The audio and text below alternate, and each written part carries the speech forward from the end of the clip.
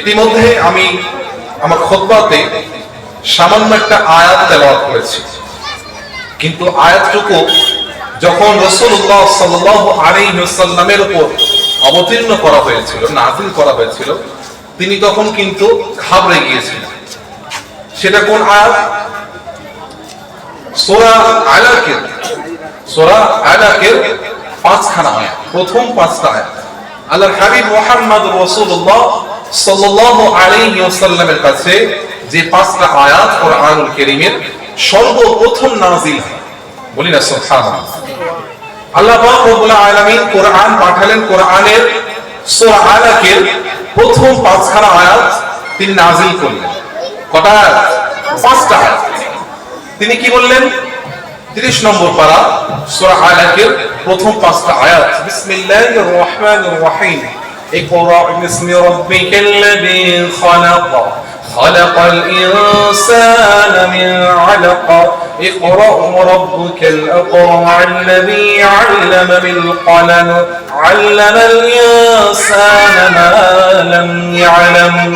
আল্লাহ পাক রব্বুল আলামিন হাবিব মুহাম্মদুর রাসূলুল্লাহ সাল্লাল্লাহু আলাইহি ওয়াসাল্লাম কে জানিয়ে দেন, জিবরাইল আলাইহিস সালাতু ওয়াস সালামের দ্বারা জানিয়ে দেন, ইকরা বিসমি রাব্বিকাল্লাযী খালাক। হে নবী, হে রাসূল, আপনি পড়ুন ইকরা বিসমি রাব্বিকাল্লাযী খালাক। কার নামে পড়ব? বিসমি রাব্বিকাল্লাযী খালাক, যে রব আপনাকে সৃষ্টি করেছে, যে রব আপনাকে দুনিয়ার জমিনে নবীদের নবী, রাসূলের রাসূল করে পাঠিয়েছেন। আল্লাহ পাক রব্বুল আলামিন আপনার নবীকে উদ্দেশ্য করে জানিয়ে দেন, ইকরা বিসমি রাব্বিকাল্লাযী খালাক খালাকাল ইনসানা মিন আলাক। মানুষকে আল্লাহ পাক তৈরি করেছেন রক্তবদ্ধ, জমাটবদ্ধ রক্ত হতেন। ইকরা বিসমি রাব্বিকাল্লাযী খালাক খালাকাল ইনসানা মিন আলাক ইকরা ওয়ারাব্বুকাল আকরাম আল্লাযী আল্লামা বিল কলম আল্লামাল ইনসানা মা লাম ইয়ালাম। যে হাবিব, আপনি রব্বুল আলামিনের নামে পড়ুন, আপনি জানিয়ে দিন যে রব আপনাকে শিখিয়েছেন, সেই রবের নামে আপনি পড়ুন।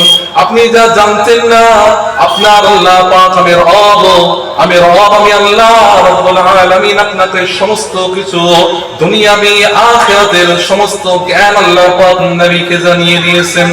সেই নবীর প্রতি আমার আল্লাহ পাক রব্বুল আলামিন জানিয়ে দেন, ইকরা, পড়ো। কি করো? বলেন কি করো? পড়ো। কেন পড়তে বললেন? কেন পড়তে বললেন? আমরা তো বিসমিল্লাহির রহমান দিয়ে শুরু করি, বিসমিল্লাহির রহমানির রহিম দিয়ে কোরআন পড়া শুরু করি। কোরআন কি সূরা ফাতিহা, বাকারা, ইমরান, নিসা এভাবে নাযিল হয়েছে? হয়নি। খেপে খেপে একটা আয়াত, কখনো একটা আয়াতের অংশ, কখনো একটা সূরা, কখনো দুটো সূরা একসাথে, এইভাবে খেপে খেপে কোরআন নাযিল হয়েছে। তারপর কোরআনকে গোছানো হয়েছে। আল্লাহ পাক চাইলেই তো বলতে পারতেন যে আগেই বলতে পারতেন আলিফ লাম মিম যালিকাল কিতাবু লা রাইবা ফীহি হুদাল লিল মুত্তাকিন। আল্লাহ পাক চাইলেই বলতে পারতেন কুল আউযু বিরাব্বিল ফালাক। পারতেন কি না? পারতেন তো। আল্লাহ কেন বললেন ইকরা বিসমি রাব্বিকাল্লাযী খালাক? যেহেতু আমরা প্রত্যেকেই জানি, আচ্ছা আমি আপনি যখন দুনিয়ার জমিনে এসেছি, আমাদেরকে এই যে কথা বলানো শেখানো হয়েছে কি হয়নি? বলেন, শেখানো হয়েছে না? আমরা নিজেরাই শিখেছি। আবার আব্বা আম্মা, আপনার আব্বা আম্মা বলতেন যে বাপ বলো আব্বা, বলো আম্মা, বলো দাদা দাদি, নানা নানি। তারপর এই বলার পরে আমাদেরকে কেতাবে শেখানো হয় যে আ বয় বয় আকা আব্বা, আ ময় ময় আকা আম্মা, তাই তো নাকি? না আমরা এমনি শিখেছি? আমাদেরকে শিখতে হয়েছে, জানতে হয়েছে।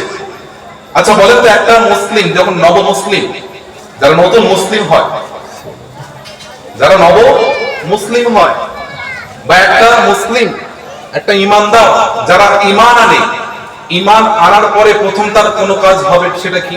নামাজ। নামাজ তো আছেই। তারপরে কালেমা, হ্যাঁ আমি কি বললাম, নামাজ সেটা রয়েছে। একটা ব্যক্তি সে ঈমান আনলো, সে বলল লা ইলাহা ইল্লাল্লাহ মুহাম্মাদুর রাসূলুল্লাহ সাল্লাল্লাহু আলাইহি ওয়াসাল্লাম, সে সাক্ষ্য দিল আশহাদু আল্লাহ, আমি সাক্ষ্য দিচ্ছি লা ইলাহা ইল্লাল্লাহ, আল্লাহ ছাড়া কোনো উপাস্য নাই, ওয়া আন্না মুহাম্মাদুর রাসূলুল্লাহ, নিশ্চয়ই মুহাম্মদ রাসূলুল্লাহ সাল্লাল্লাহু আলাইহি ওয়াসাল্লাম হচ্ছেন আল্লাহর প্রেরিত বান্দা এবং রাসূল। এরপরে তার কাজ কি হবে? আচ্ছা বলেন তো, তাহলে নামাজ পড়তে গেলে কি করতে লাগবে? ওযু করতে হবে, তাছাড়া? আচ্ছা এই যে নামাজটুকু সে জানলো, নামাজটুকু সে জানলো, সে কি করে জানলো? আমরা কিন্তু প্রশ্নের ভেতরে যা বললাম এই কথা একটু 5 মিনিট, তার ভেতরে কিন্তু উত্তর লুকিয়ে আছে। বলেন আমি কি বলেছি প্রথমে? ইকরা, আপনি পড়ুন, আপনি শিখুন, আপনি জানুন, আমি আল্লাহ জানাচ্ছি, আপনি শিখুন, পড়ুন। তাহলে একটা ব্যক্তি যখন ঈমান আনে, সে যখন সাক্ষ্য দেয় যে লা ইলাহা ইল্লাল্লাহ মুহাম্মাদুর রাসূলুল্লাহ সাল্লাল্লাহু আলাইহি ওয়াসাল্লাম, তখন তার উপর যে প্রথম ফরজটুকু ইসলাম সম্পর্কে কি জানা, ইসলাম সম্পর্কে জানা। না জানলে তো কিছু হবে না। আমি নামাজ পড়তে যাব, নামাজ সম্পর্কে জানতে হবে। এই যে একটা মানুষ, এটা কি? এটা একটা মানুষ, এটা মানুষ দেখতে ভালো, কিন্তু ভেতরে বাইরে থেকে যতটুকু দেখছি একটা মানুষ, একটা ছেলে, মুখে দাঁড়িয়ে আছে, মাথায় টুপি আছে, এটা ইসলাম। আমি সাক্ষ্য দিলাম এটা একটা মানুষ। ওপর থেকে দেখছি একটা মাথায় টুপি আছে, একটা মুখে দাঁড়িয়ে আছে, এখানে হেডফোন ঝুলছে, একটা লুঙ্গি আছে পরনে, একটা গায়ে জুতো আছে। এরপরে কিছু জানি সম্পর্কে? এই সম্পর্কে কিছু জানি? জানি না। একে জানতে গেলে আমাদের শিখতে হবে, জানতে হবে এটা কি। এটা কি? এ হচ্ছে কে? শাহজাহান মন্ডল বা গাজী, শাহজাহান গাজী। এই জানলাম কোথায় থাকে? এই অঞ্চলে থাকে। আপাতত কোথায় থাকে? চৌধুরী শাহগঞ্জে থাকে। কি করে? মাদ্রাসার খেদমত রয়েছে, মুয়াজ্জিন রয়েছে। এই যে সম্পর্কে জানা, হ্যাঁ এই ছেলেটা ওই করে সেই করে, এটাকে এইভাবে নিতে হবে। তাহলে একটা মুসলিম যখন, একটা ইমানদার যখন ঈমান আনে, তখন তার প্রথম যে কর্মটা সেটা কি? ইসলামকে জানা, পড়া, বোঝা।